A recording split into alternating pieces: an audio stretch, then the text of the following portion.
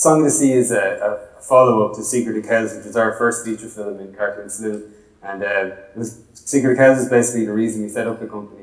And we discovered during the early days that we were never going to be able to make it all on our own in Kilkenny, even though we thought we could at the start. And we eventually ended up co-producing it with a company in France and a company in Belgium. Ended up doing some of the animation in Hungary. And so we kind of learned the ropes of European co-production on the Secret of Cows. And it was a long enough production, and we learned a lot, and we tried to apply some of the lessons we learned from that project onto the next one, Song of the Sea. So I think I have, these are some of the crew in Kilkenny. And they're all, in the centre there is Will Collins, the screenwriter. I think I'm somewhere in the back. I can't make this point, but anyway, I'm back there. I look great, if you find me. It's like, where's Wally? But these, actually, our crew are like, some people are obviously with us since our days in Ballyfermot. A lot of the guys who set up the company with me are from, went to college with me in Ballyfermot.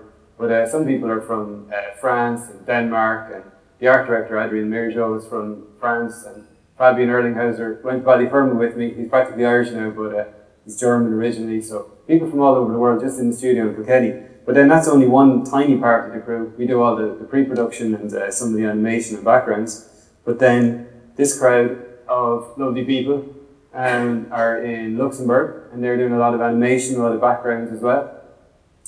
And this lovely people in Denmark, that's the studio in Denmark, and that's the crew, most of the crew in Denmark. And I'm just back from this studio in Belgium. I'm spending a lot of my time there now in Liège, digital graphics. Again, partners from Secret of Cows, and they're taking care of a lot of the digital ink and paint that Brian was talking about earlier, and the digital special effects and stuff, and the compositing, putting together the final image.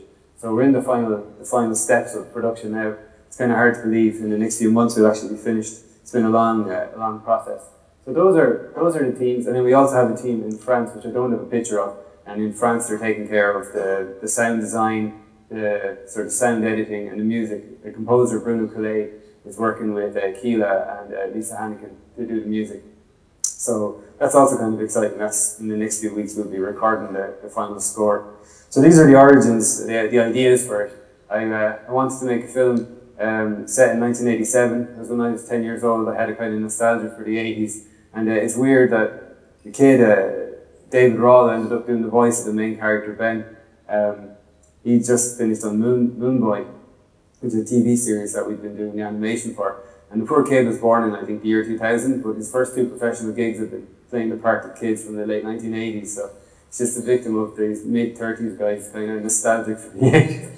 So anyway, so this is basically, Song of the Sea was really just a collection of all the stuff that, well, I have W.B. Yeats up there just to make myself look good, but everything else is sort of stuff that I was into, and Into the West made a big impression on me as a kid. And I was a bit older when I discovered Totoro in Japanese animation, and I wanted it to be a musical and a comedy like The Jungle Book. And I was really inspired by Eddie Lenihan. Do you remember the 10-minute tales? He used to be on RT.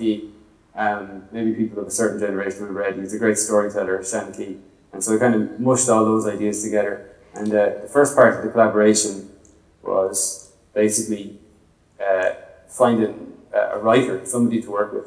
So the Irish Film Board put me in touch with Will Collins, and we started kind of developing the script together. And that was a really small team. It was me, Adrian Mirjo, the art director, and Will, and working back and forwards. I mean, the first idea for the story, I think, was back in 2007. I was on a holiday down in Dingle, and we were just in the beginning of Secret of Cows. And then, you know, the story is the most important thing to get right. Everything else, you know, you can rush into sometimes in production, but we didn't want to rush into animation too quickly. So we spent a long time on the story.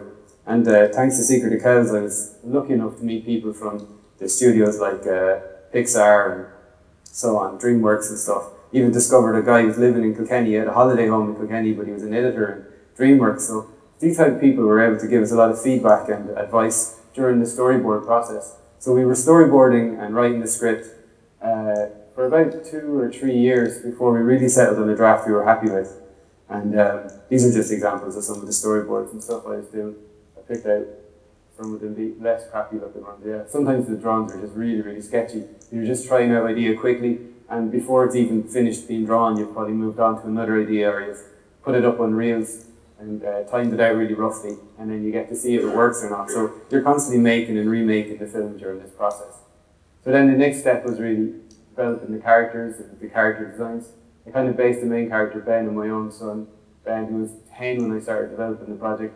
Over there, he's actually doing the Leaving Cert this year, so give you an idea of how long making an animated film can take. And then the character designs were refined by one of the girls in the studio, Marie Thorag, who's actually a Danish girl who came to us from the animation workshop in Denmark, which is a really great school. And every year we end up with interns coming and spending time with us. And just like we started off in Young Irish Filmmakers and we set up the company in Ballyfermot, I think there's kind of a culture and a spirit in the company where we work with young people straight out of college and they usually end up finding a place for themselves in the production. So this is how the character design evolved. Eventually we ended up having to do colour models where we broke down all the different colours so that the studio in Belgium would be able to do the digital ink and paint.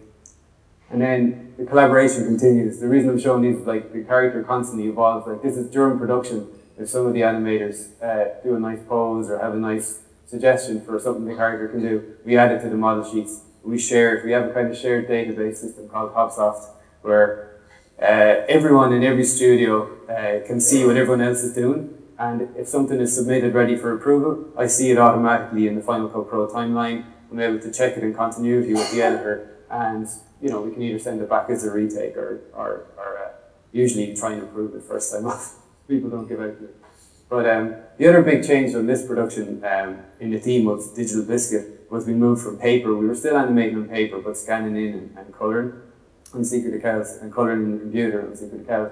But some of the students from the animation workshop had been using TV Paint, which is really cool software. And some people were giving out when we decided to change over. They were saying it was like Bob Dylan going electric or something. It's sacrilege. But we finally twisted most people's arms, and everyone is really happy with TV Paint because it has the flexibility of paper 2D animation, but all the kind of easiness, so you don't have to be shipping courier paper around the world or whatever. And we can share the files easier through Hopsoft. So this is the same development process we went through for each character. This is Saoirse. She's a little selkie. She can transform into a seal. The story is basically Saoirse is a little girl in 1987 who is actually a selkie, and she's taken away from where she lives by the sea on Halloween to live with her granny in the city. And then it's kind of like Into the West. They escape and have to find their way back to the sea. And on their way back, they discover all these creatures from fairy tales that are dying out because she needs to sing her song. And to sing her song, she needs to get her coat back, her selkie coat.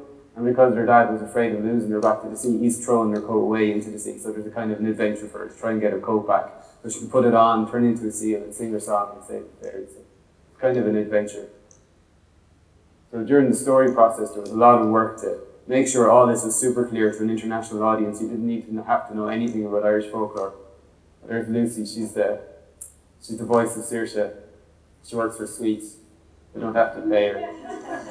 This is Maka. This is Fanula Flanagan. Like a big part of the collaboration was the finding the voice of it. We were lucky enough to get our first choices for all the characters. So for Granny, who's kind of echoed in the fairy world in the Owl Witch Maka, we had Fanula Flanagan in mind. We met her in LA during the whole kind of crazy Oscar thing around Secret of Cows. She had us up to her house. She was so kind, and she agreed really early on. So that was fantastic, and it was the same with all the actors. Everyone that we wanted for the main part seemed to be enthusiastic about the project, and so it was a really nice collaboration. And Brendan Gleeson came back. He worked with us on Secret of Cows. We kind of more or less wrote the part of Connor the kid's dad for him, and kind of based the character design on him a bit. And he was happy to come back and work with us again. So all the actors bring something as well. So it's not just us figuring out the character and then telling them what to do. We record their voices really early so that they can inform the performance. So that's a big part of the collaboration as well. So this is just a little bit to explain about the background process. This would be like a rough storyboard I would have done. And then we would have done some research. We did some nice trips with Adrian. Adrian's French. He's been living in Ireland for a long time, but we went up to Donegal and he got a bit freaked out. He thought everything was too cute, too perfect already. There was nothing for him to invent. He was saying, trop mignon, trop mignon. And then he tried to quit, but he found his way into the project, and I think he's done something really nice, and he's really captured some of the life and atmosphere of Ireland. But this was some research he was doing into like all the stuff an old granny would have in her house. So I think it's kind of cool. I really love his style. I was really delighted to be able to bring a lot of Adrian's style into the film, in the production design. So we draw all the elements individually on paper like this, and then he'd do like a wash, like a watercolor wash again on paper, and he combines all the elements in Photoshop, and yeah, he always likes to say, and then I just put it all together and it looks like this. There's quite a lot of work done in Photoshop as well with the lighting. And he's over there now at the moment in Belgium supervising the final compositing, making sure that all the intentions in these original scene illustrations are carried through right to the final picture. So this is a scene illustration, and a big part of the collaboration is communicating to everyone. So despite the fact we've hopped off and Skype and we travel and go to the other studios, we have some of the animators from the other studios come and spend time in Kilkenny at the start. All of that, we still need to be really clear what we need for each part, because there's a limited budget. It's a pretty small budget compared to American films. Like I remember sitting at the Oscars, and the guys on either side of me had made films for like 70 million and 100 million, and our film had been done for like 6 million. And it's a similar kind of budget for Song of the Sea, so you have to be really efficient.